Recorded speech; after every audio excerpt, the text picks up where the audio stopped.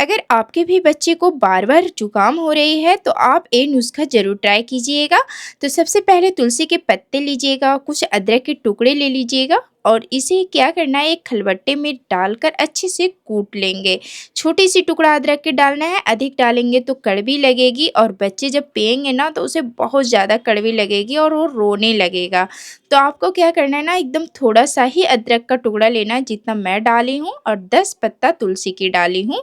उसके बाद इस तरीके से अच्छे से कूट लेंगे और इसका रस निकाल लेंगे। अब इसमें 2 बूंद शहद डाल देंगे और बच्चे को पिला देंगे। सच बता रही हूँ, बहुत ही ज़्यादा अच्छा इफ़ेक्टिव ये है, असरदार है, ज़रूर ट्राई कीजिए।